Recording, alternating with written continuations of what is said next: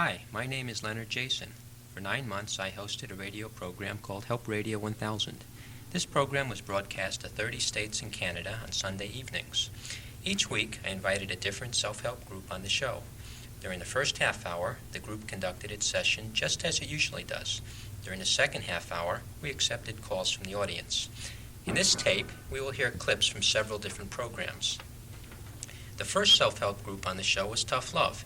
Here's a few segments from that program. Sticking up for your own basic rights. Parents have rights too. Parents have rights, absolutely. You just feel like a doormat. You feel like a rug. They're just, you let them do anything they want to do just so that they'll conform to society's You know what really bothers me, I think, is that they have the children's services for abused children. And I want to scream sometimes. I want to say, abused children? There are so many abused parents every Tuesday. You see these people that come in. One will say they have black and blue eyes. The other one will say that, they don't know what to do with this kid. And a friend of ours, we're really a friend because we met her there, has this kid that I really like. I've met him now. He's been at our house, and I think he's a neat kid. And I couldn't, if I ever met this kid, I could never believe that this kid had broken some of his mother's ribs. Mm-hmm. Ugh. Right. But I got to believe her. Yeah, it's hard for other parents to believe us when we talk about our children because our children don't come on like that. No, they don't. And it's made to feel that I'm really this horrible monster, and I'm just this loving mother that just wants so much for my kid to make something of herself. Nothing would give me greater pleasure. Right. But it's not to be until she's ready to do it for herself. Yeah. But that's true. They have terrible, they feel like prisoners in their own homes. There was one lady there who said she would take her purse with her into the shower. There's no way she would leave her purse anywhere in that house unguarded. Well, and everything that she owned that was valuable was in the trunk of her car. We do a pretty good job of sleeping with our stuff too. Yes, and that's like. And it's ridiculous, isn't it? There you are. It's the one really nice we thing laugh. about our meetings is that That's we right. go out of there. You know that you go there and you hurt and you tell people things that you never thought you'd ever have to tell anybody because you never thought they'd be true, and we just This was everybody else's kids, right? right Never your own. This could never happen to you, Right. But when you get in there and there's this sense of camaraderie and other people who have these same problems, and you feel good. We laugh about different things. That normally, for somebody new who comes in, you always have to say, now please excuse us if we seem to be laughing at the wrong time. Right. But you have to understand that we really have a lot on our minds and a lot of tension, and it's a way for us to get rid of this tension. I'm sure that this really helps marriages. I know that I felt for a while like, well, we have to be doing something wrong. Right. Probably I'm not doing anything. Probably my husband is really blowing this, you know.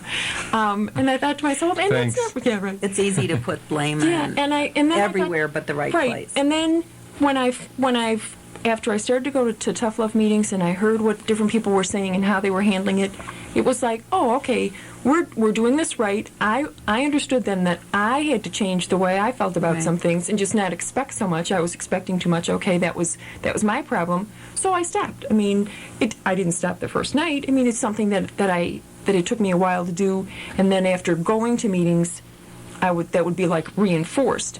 But it really helped me. It really helped us. Absolutely. Oh, And yeah. drugs, that was like the last thing I ever thought to look for. I don't even know how to look for it all the time now. And it's like when I do catch her with it, it's denial. And it's hard to believe a kid I know, like they this. belong to somebody else, right? They I always guess belong so. to somebody else. Right. I'm just holding them for a friend. Right. That's the first story they learn. That was my child's story last night. It doesn't belong to me. I'm holding it for a friend of mine. I have nothing to do with this. It's like, okay, you can't believe after a while. In my heart, I want to believe. And I want to believe everything she tells me. Because I love her. But it's very difficult. Yeah, these kids. The mother, who was just talking, was having serious difficulties relating with her daughter. The situation was further complicated by the fact her husband was dying of cancer. When the mother came home from the show that evening, the daughter, who had been listening to the program, embraced her mother as she came in and said, "I love you." The next tape involves a widow-to-widow self-help group. Well, when I first learned that Jim died, I received a phone call from the hospital because it was very early in the morning. I had 2 small children, and so I was not able to stay with him throughout the night. When I got the call, I just didn't believe it. And the first thing I said to the doctor was, well, what should I do? I have to take my son to school. You know, I have other things to do. And he said, Joan, you're not thinking. Come into the hospital and call someone to come with you. And that's what I did. And then over the next few days, it was as if, I don't know, something very strange had happened, but certainly not that my husband had died. Mm-hmm. There were all those people around. We had something called a wake when people came and said, gee, I don't know what to say, or I'm real sorry. And it was just sort of like a cocktail party or a garden party. It was so unreal. And I cried a little bit, but not a lot, because it just didn't, I didn't know what it was about. And I can remember thinking to myself, well, okay, this is bad, but it's not as bad as I thought it was going to be. So I can do it. And if I do it right, and I do it really well, it won't have happened. My husband will come back. I don't know if you felt that. I really thought that was strange, but I didn't think it was true. Mm-hmm. I don't think you do feel it's true. I think, my husband was sick almost a year and a half, and I didn't think he'd ever die. I didn't think we could go on the way we were going on, but I didn't think it was really going to happen either. No. And it's a long time after I still think he was going to come home. I think it's pretty normal, but I didn't know it was like that at the time. No. I just was doing it. That was one of the things I thought, well, okay, I'm a widow. What does a widow do? Mm-hmm. Do I wear a black outfit? And then I got really angry, and I wouldn't wear black. I can remember I went to the funeral in a plum-colored pantsuit that Jim had given me for Christmas. And I thought, I don't care if they don't like this. I'm going to wear this. And then I thought, well, gee, maybe I'm not supposed to. Maybe I'm supposed to be in black. Well, you don't know what you should be doing. No. Well, my husband had been ill for about... But people would say things to me that, the business about you're young, you'll get married again. The other thing they'd say is, you're doing so well. Mm-hmm. Isn't that wonderful? And I'm thinking inside, if this is good, what's bad? Yeah, but when they tell you that, then you think, well, maybe I am doing well, and these things I'm feeling inside are probably wrong. I shouldn't be feeling these feelings. Yeah. And I didn't. The stages of grief that I learned when I took the training for the phone line was really an eye-opener to me, because I didn't know there were stages of grief. I think everybody should learn about them way before the time ever comes, so that you can accept and that this is okay. I really thought I was going crazy. Oh, yes. I had terrible feelings, and I really got so much help from the training of sharing with other widows, to finally sit down and talk to other people who had gone through the exact same thing, and find out that they felt the same, almost the same things. As you say, some people didn't feel all the things as hard as you did, maybe in certain areas. But they felt other things. Felt them, and they had the loneliness, and they had this anger, and they had the frustration, and it was such an eye-opener. It was such a release to be able to tell all these things that I had inside to other people and have them listen. That's the marvelous thing about the groups. People listen. And they know what you're going through. They don't shut you off and say, don't talk about it, and if you cry... They It's don't all say, right. no, don't talk about it. No, I think it's marvelous. Well, I kept it was a the help. stiff upper lip, and I don't think I realized until I went through the self-help training what that had done to me. Mm-hmm. It was just tying everything up on the inside. These emotions which were suppressed were still there, and it hurt. It's still hurts, but at least I'm able to get it out, and there's some air on it, and it just seems to help in the healing process. Well, I felt so isolated because no one I knew was going through this kind of thing. And if they were, they sure kept it to themselves. I mean, people would say to me, or I'd hear the word widow, and, my flesh would crawl because of the picture you get of the, people in black and just awful. And yet, that's what I was. And I didn't know what that was. I had... Hello. Hello. I don't know who to address this to, but I've been listening to your program. 3 years ago, or it will be 3 years in September, I left a perfectly healthy man at home, and he had just celebrated his 43rd birthday and came home to find him dead of a heart attack. Now, there was no warning, as you ladies had with your illness, but with all the reading I did, one is never prepared for death. Right. My children have lost all patience with me. They're 21, 20, and 19. The 19 and 20-year-old are still home with me. I still find myself overwhelmed by emotion. Like you, I'm waiting for a phone to ring that never rings. Come pick me up at the airport, this type of thing. I did leave a profession because I just felt that my life was so limited compared to what I had been in, and have put myself into a highly competitive job thinking I would bury myself in my work. I'm not certain I made a mistake, ladies, but I guess number one, I want to say to you, does the pain ever end? Because there is nothing there to hurt anymore, and when you get to that point, I'm sure you've all experienced what I'm talking about. Yeah. And also, I guess I'm kind of questioning the position I put myself in with this job, if perhaps I've made a mistake, because there just does not seem to be the physical strength to go out and do what I must do every day. Do you have any suggestions or any answers? Any words of wisdom? Yes, anything. I will tell you one thing. When we talk about grieving, what we're really talking about is work. We call it grief work.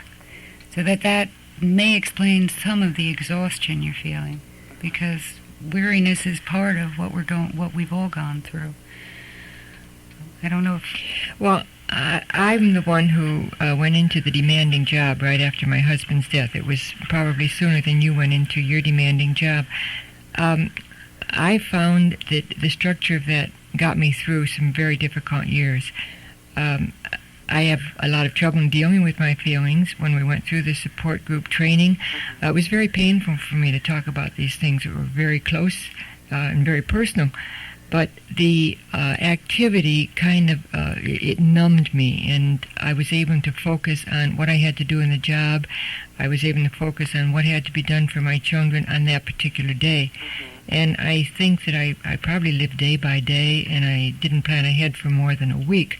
I don't know if that's healthy. That was just the way that I did it, and I think that I didn't get into the real healing until I went into the support group training. As to whether the pain ever stops, there's an old saying, you don't get over it, you get used to it. It does stop, though. There are many, many pain-free moments. Yes. Yeah. Are you Ladies, I would give anything for just one day where... No, I can't stand to get out of bed in the morning. My attitude, excuse me, they may bleep this out, but is this: damn, I lived through the night. I've got to face another day. And it just seems to me that with the time that has passed, maybe I'm expecting a miracle, ladies. I really don't know. But I just wish one morning I could get up with a renewed spirit, a trust in something, because right now I just have nothing going for me, I feel. If I could just jump in here, I think what you're hearing in the group right now is really a lot of warmth, a lot of support, and I think the group that we have here can give you an idea of what one can get. And as I think has been said by Joan, I will be giving the number at the end of the show, and maybe that's the thing you want to think about. I think I certainly will, and I will turn the radio back on. And ladies, thank you so much for listening, and you too, sir. Okay, take care. Thanks for the call. Okay, bye. Good. For those of you... Several segments from an Overeaters Anonymous group will now be played. Where my next meal is going to come from, and living in the food. And today it doesn't have to be like that. I think this is something that we all share, something we all have in common, is the food obsession. If we were not eating, or I guess I should only speak for myself, if I was not eating, I was thinking about where the next meal or where the next food was going to come from. My life revolved around eating from the time I got up in the morning until the time I went to bed at night. All I thought about was either what I was eating or what I was going to be eating. And I know, I'm Anna, and I remember sitting at work, and I would start out Monday morning diet time. Oh, yes. You know, and by 10 o'clock, that was over with because I was already at the candy counter, and I was buying the potato chips and the popcorn and the little candy bars, and that would start me rolling until lunchtime, and then I would go out and have the lunch.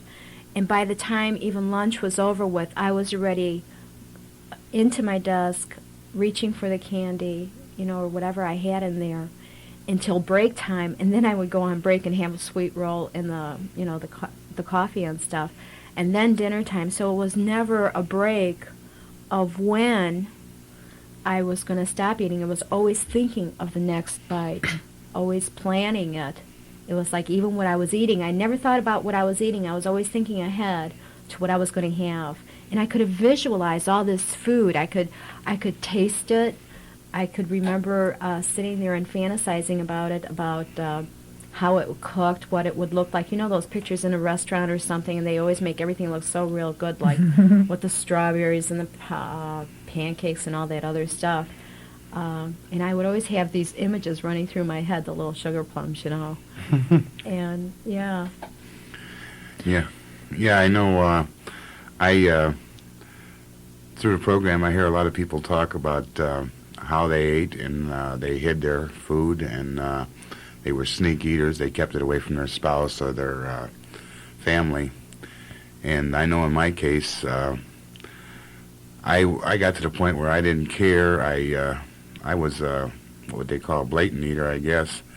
I would just I would eat just for any reason, if I was happy or if I was sad, or just to be eating. I don't know.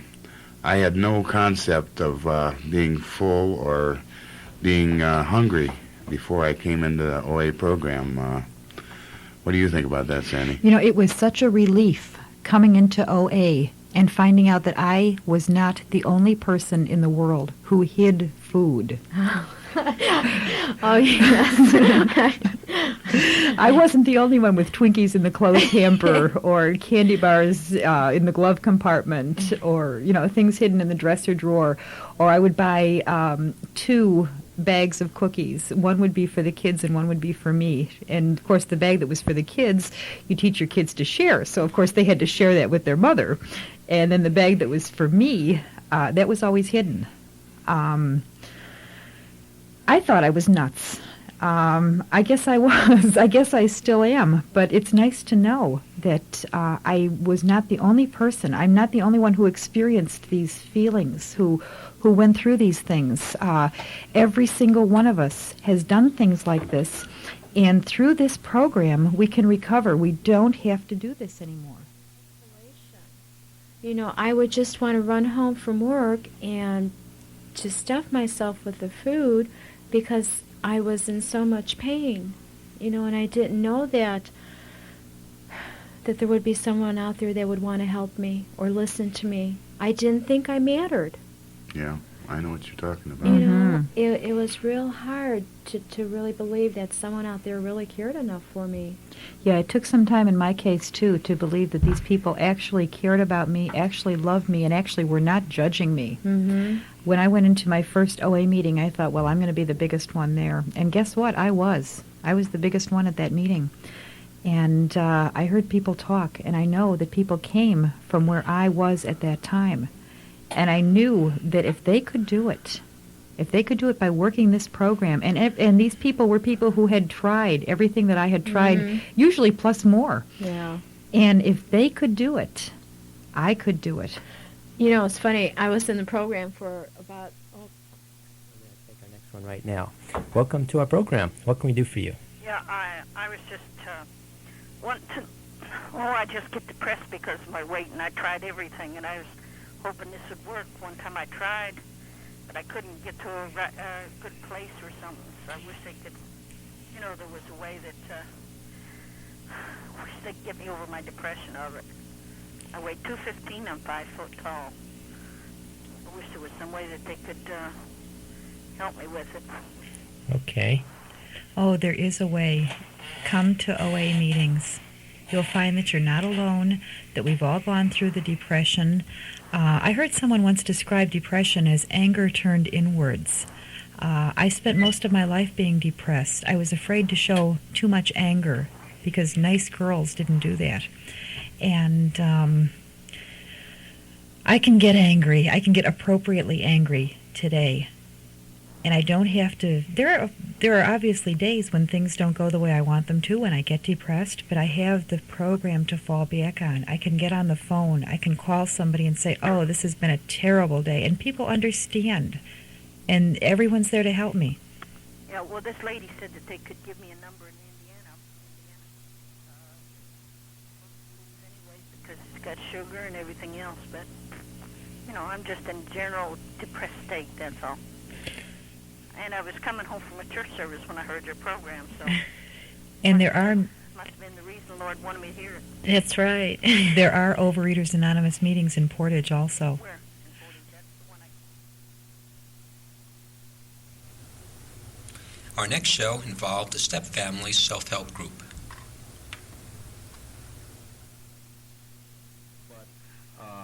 On the other hand, I have experienced a problem now with my own children. I not only have a step family, I have my own children who live 50 miles away, who do not visit me as often as I care to, and that hurts emotionally. They are very good kids. They excel in all school activities. And that seems to even be a problem because they're competing with those school activities with me. And it has resorted to lawyers. It has resorted to fights back and forth with my ex-wife that have been very emotionally draining and very emotionally upsetting, and has affected the second marriage. I believe. I really wonder as you describe that, Bill. Bill had not spoken to his biological daughter for 6 months. Using a disguised age to mask her identity, his daughter called during the second part of the program. Hello, you're on Help Radio 1000. What can we do for you this evening? Yes, I'm 21 years old, and when I was growing up, I was in the same kind of situation. I was, my parents were divorced, and I was brought into 2 different families. Hello, are you still with us? Yeah. Okay. And, while I was going through this for a long period of time, I hadn't talked to my father and his side of the family. And when I graduated from high school, my parents were sent tickets and most of their side of the family. Mm-hmm. My father showed up, and he left immediately after the ceremonies and didn't say anything to me. And this really hurt me inside because I thought he was my father, and I thought he would be proud of me because I had graduated from high school. And I was just wondering if one of the families were in that kind of situation, what would cause them to do that? I have just experienced the same situation. As a matter of fact, I did last year. There has been no communication on the telephone or in person between my children and myself because of the extensive law problems. There has been a shut-off of communications. However, I did see fit to go out to my daughter's 8th grade graduation this last Thursday, as a matter of fact. And they sat on the other side of the gym from me, and we sat on our side of the gym. My parents, my wife, and myself. Her family sat on the other side of the gym, and nobody saw anybody, talk to anybody. And I left early. Well, I had to go to work, but I left early primarily because I was hurt that no one made an overture to come over to me.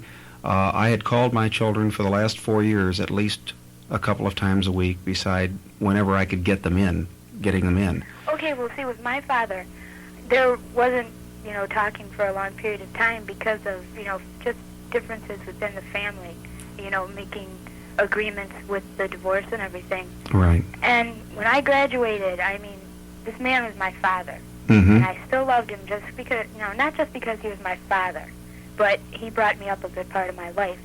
And I really expected for him to talk to me after my graduation. I was proud that I graduated, and I expected him to feel proud that I How many graduated. times had you called him in the 6 months prior to that graduation? Well, there was a big disagreement within the family, and my father tried to get in touch with me a few times, but things really just kind of faded out between us. And it's unfortunate. I know. I'm in it. And I had felt better. I would have felt better if my children had contacted me. And I felt very, very estranged at the time of the graduation. So it was very difficult for me to make contact when I thought the contact could have been made also. You know, I hear two different, probably.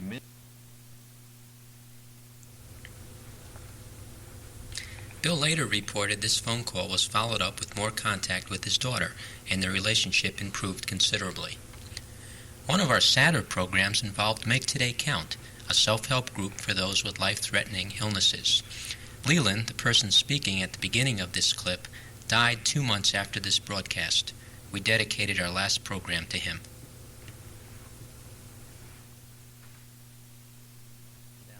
You had this illness, or if your relative had it, how do you deal with that anger when you find out that you have it? I'll speak to it first because I still have it.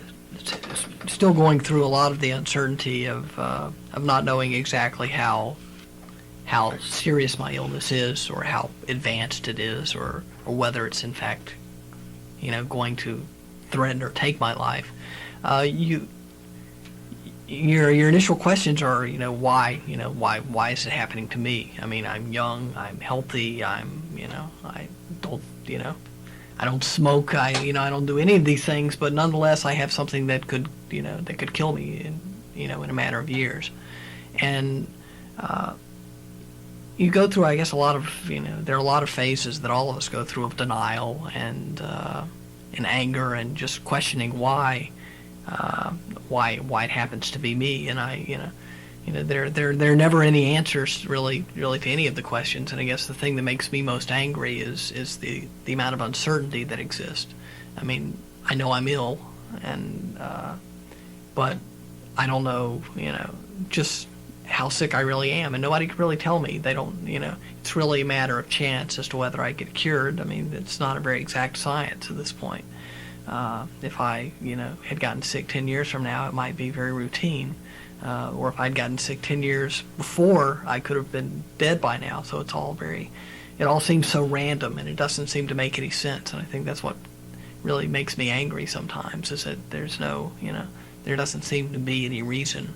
And there's nothing to point at to really, to give it any meaning.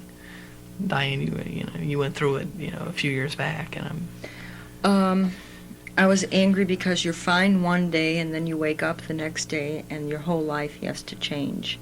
And the uncertainty, because how many years before, I'm in remission now, but how many years or something else may happen, and you don't know. But then again, sometimes in dealing with it, I find that I don't know about anything else either. For the future is uncertain, but I'm able to accept that now. And 4 years ago or 5 years ago, I could not accept that.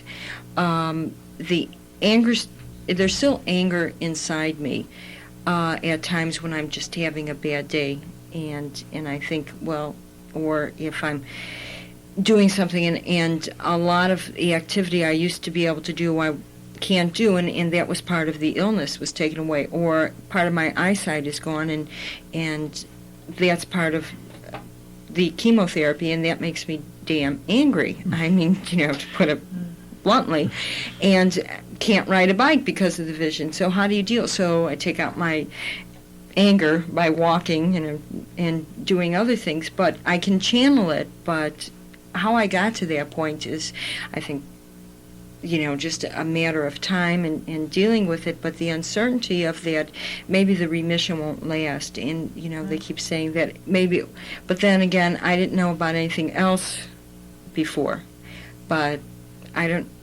with the anger is just, it's still there, but not as much as for Leland, who's just going through the initial stage. I still get angry that I can't take anything for granted, and I can't live a normal life. I can't have, I don't have my weekends. I don't have, I just can't plan a short, 3-day trip, up to Wisconsin for, for a nice holiday. I am, I'm tethered to the hospital. I can't, even if I felt like it. I mean, the therapy makes you very run down and makes you very sick sometimes, and I just get angry that I can't do some of the normal day-to-day things that other people get to do, and they just don't even think about, and they just take for granted. What they take for granted, I mean, just a walk, but your time isn't yours, and I think part of this is when you get this illness, your life that you were in control of is not.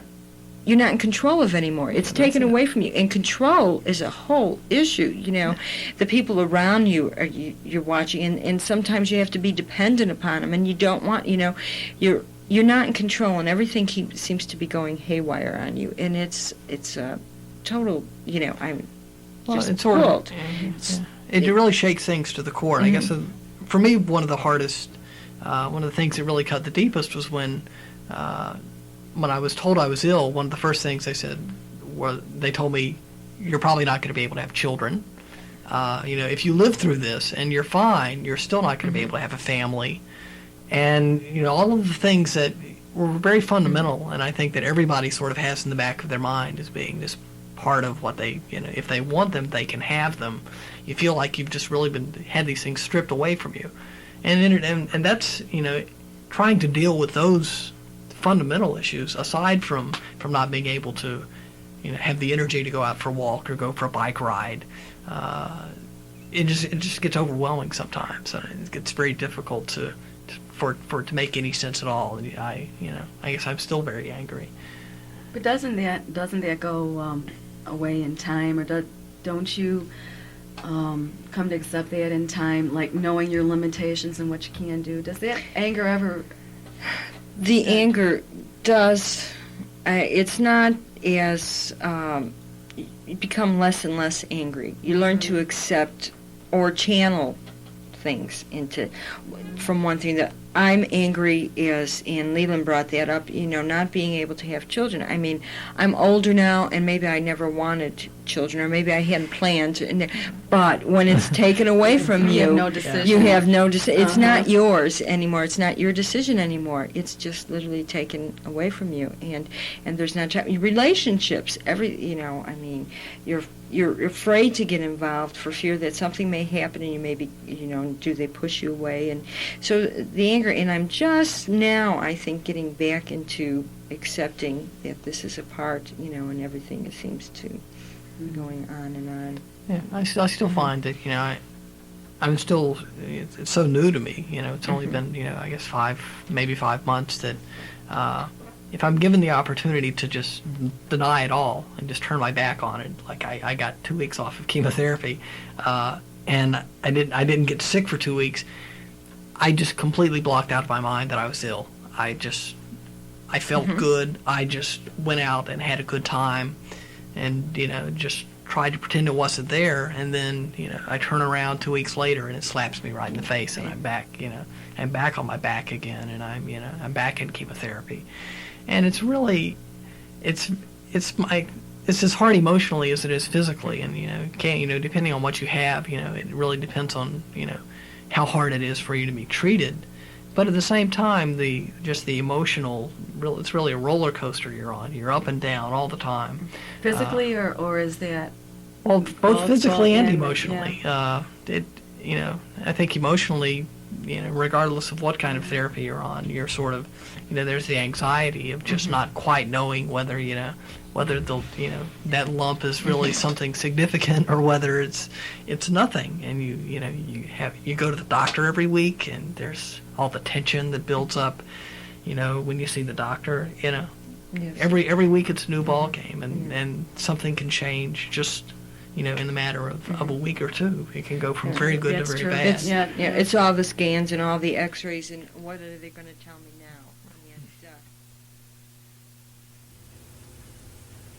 The next group we're going to listen to is Recovery Incorporated, a self-help group for those recovering from emotional or mental breakdowns.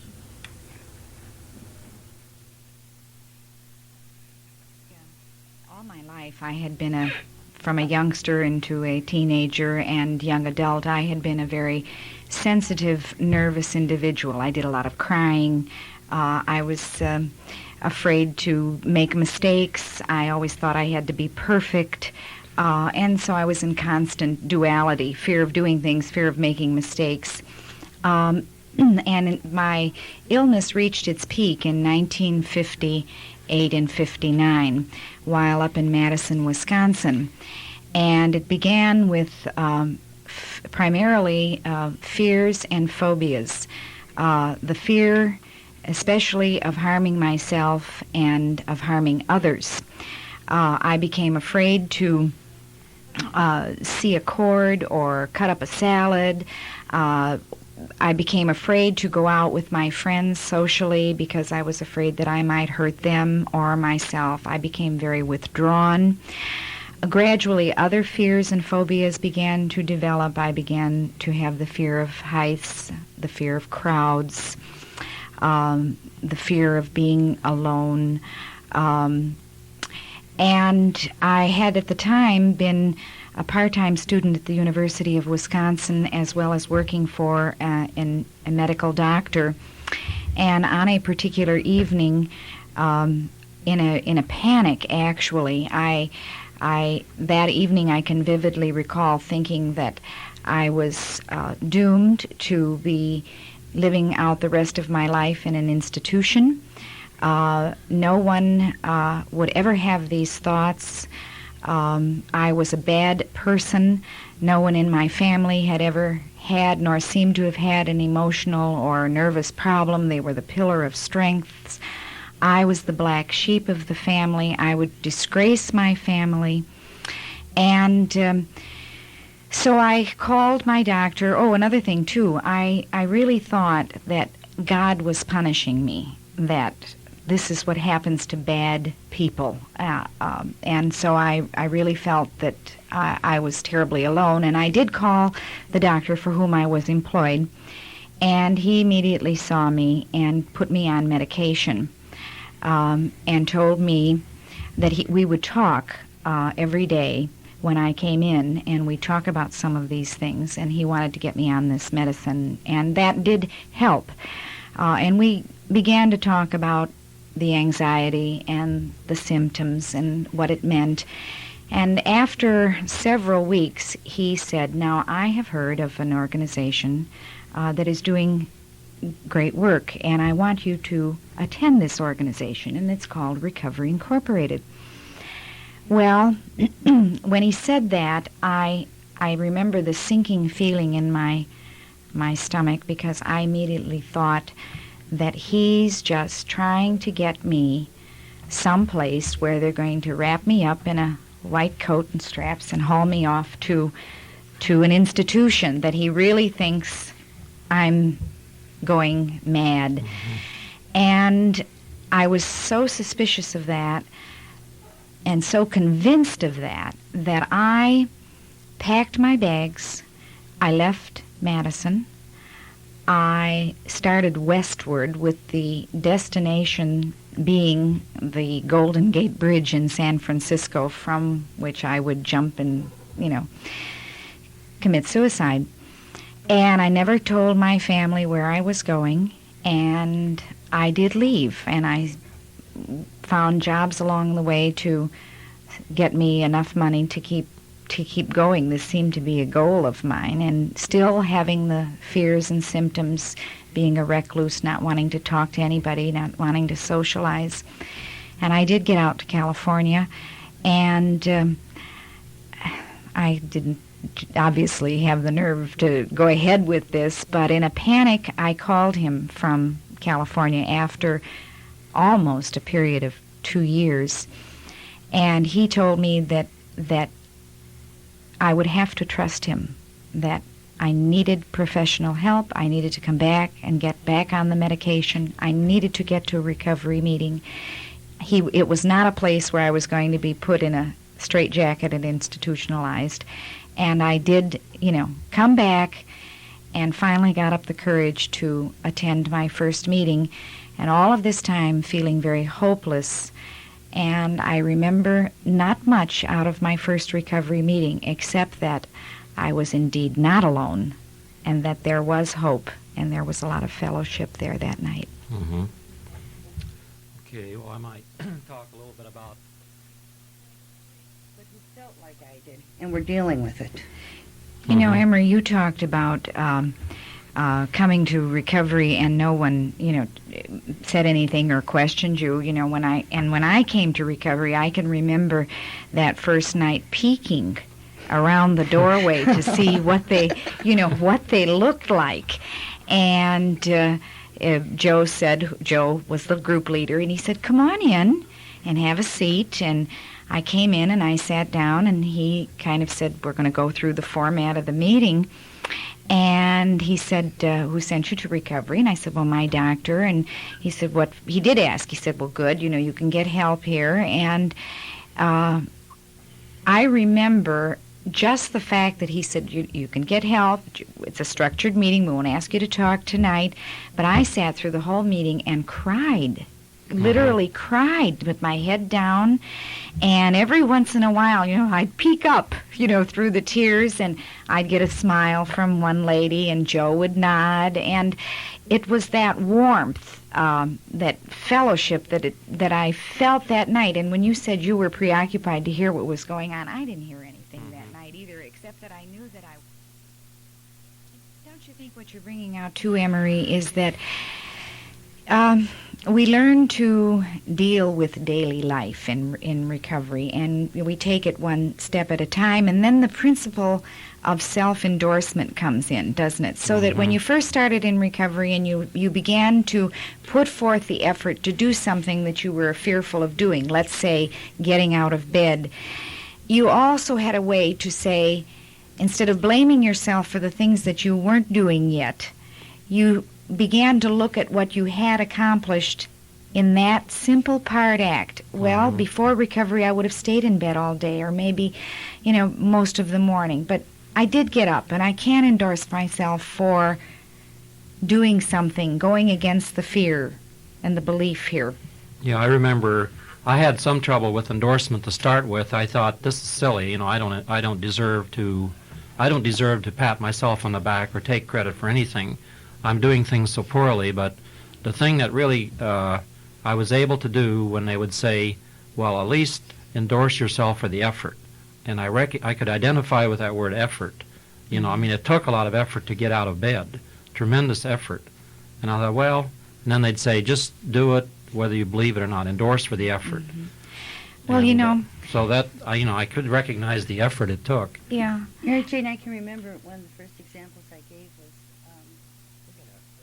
Phone calls right now, and going to put our first caller on. Hello, you're on Help Radio 1000. What can we do for you this evening? Hello? Hello? Hi. Me? Yeah, you're on the air. I didn't know which one you're talking to. I am one of those people who really doesn't want to get out of bed in the morning, Wake up terrified. But I do get out, and I hold a job, and I keep a house. House and garden wouldn't appreciate it, but I do that, and I do the shopping and the things that need to be done. But there are people who, with the best intentions, with real, I think sometimes love for me, want to know why I'm not doing 500 other things. And they haven't gone through this. I can't make them understand that I'm doing what I can, and it's awfully darn hard, so please don't jump on me. I appreciate your motives, but I don't know what to do. Or sometimes I think the only way I can defend myself is to just stay away from them, and then they get hurt. What do you do about that? It's an excellent question. We thank you for phrasing it to us. Well, the one thing that comes to mind is that we do would like it to have the sympathy and understanding of people that are outside of us, our friends and relatives. But we learn in recovery that sympathy and understanding is a want and not a need. And I think what the lady is saying is that she's really suggestible to the comments that the outer environment, as we call them, would be making to her. And that's where we have to go to work and change our thoughts. They're not wrong for making the comments. She's not wrong for having the response.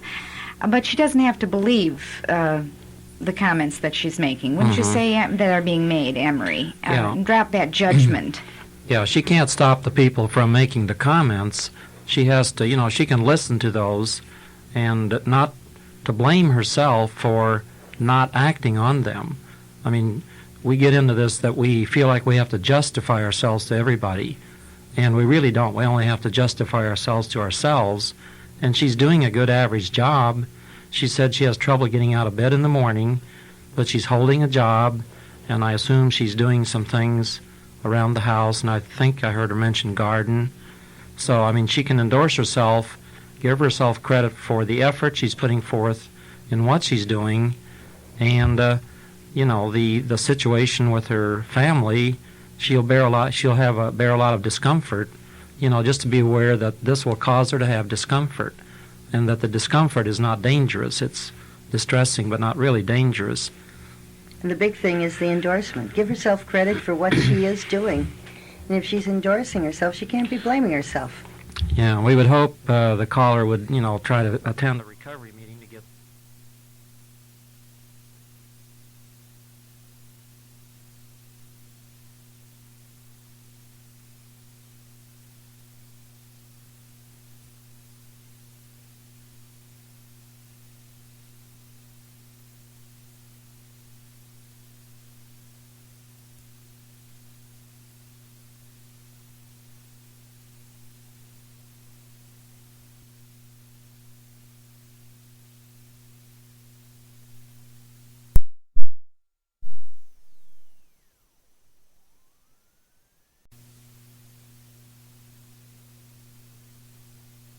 We would hope the caller would, try to attend the recovery meeting to get some further insight into this situation. We maybe talk here like it's something real easy to handle, but it may take weeks to learn how to, handle the situation or deal with it. Well, how does our caller feel about some of the things we've been saying? I understand that, but I am, as you said, very suggestible to sometimes to what other people think. Sometimes I have to really look for reasons, really hunt for reasons to even keep on being alive. And when somebody puts a judgment on me, it makes me feel like they're giving me another reason why I shouldn't bother. Well, this is where the principles of the method can help you change your attitude toward what you're dealing with. And it's certainly, our recovery meetings are open to the public. Anyone may attend at any time. I've heard you before. I just haven't been able to get there.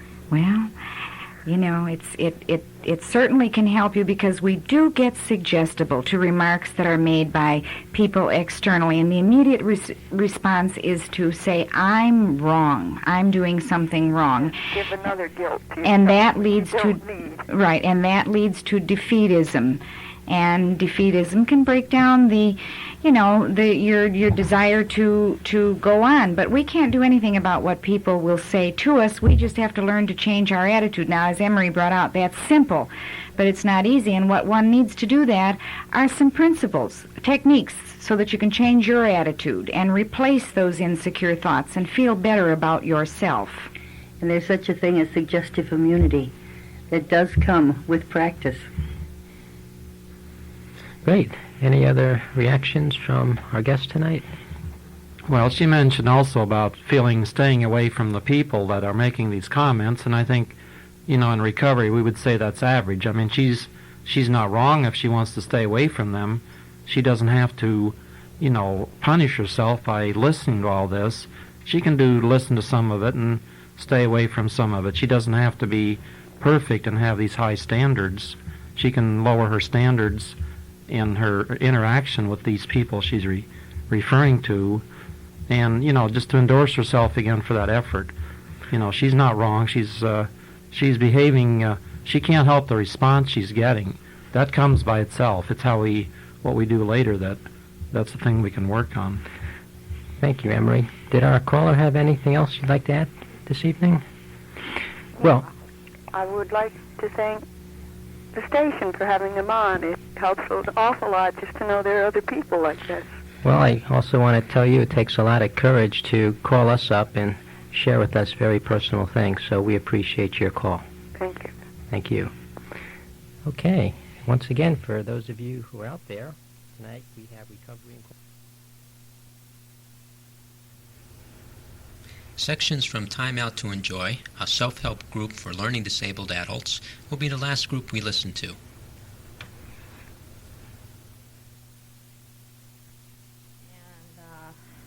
I have a number of probably mild disabilities, but in quite a few different areas. I'm also hyperactive. I don't move around quite as much as you do, Diane, but I don't think anybody does. I've never seen anybody move around as much as Diane does. But I'm hyperactive in the sense of being very distractible. I'm very sensitive to noise and stimuli and auditory sound, and I'm also sensitive to visual stimuli, vision, lights, mirrors,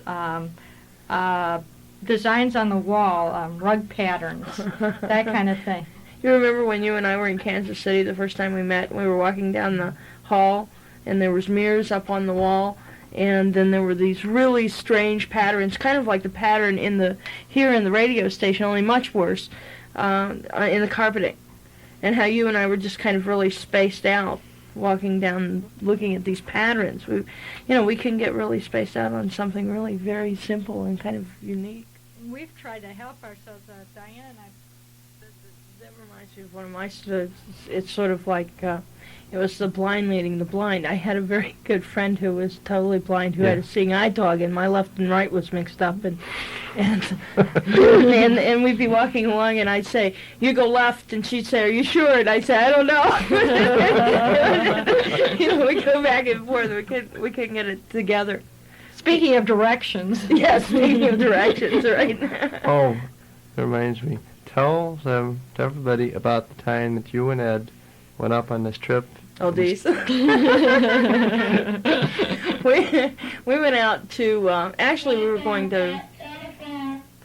going to Sandwich, Illinois, and we were driving along, and I have a van. There's a half-ton pickup van, pickup body, and Ed and I both, at that point, were really very severe dyslexics. I'm not as severe anymore. I've had a lot of tutoring, and it's somewhat helped. I mean, I'm so dyslexic, I found out, but anyhow, Ed and I came up upon the sign that says, "Trucks over X number of pounds do not enter." And that's all we got out of the sign. We had to pull the car up, put it in park, and he and I had to sort the sign out. And that kind of brings me together. And he get one word, then I get one word, and we go back and forth, But each one of us, because of our different disabilities, also compensate for each other, which is kind of really neat. We help each other out. It's like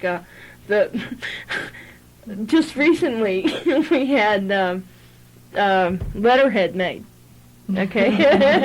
And I wasn't thinking, and I said that I would proof it. Well, I can't spell. So I said to the person, I said, "Oh, sure, I'll come in and proof it next day, And it occurred to me when I got home, and actually a couple days later, wasn't it, Jane? Mm-hmm, I think so. I called Jane up on the phone, and I said, "Jane, you really have to go proof this thing. You really do." Well, I knew she couldn't do it.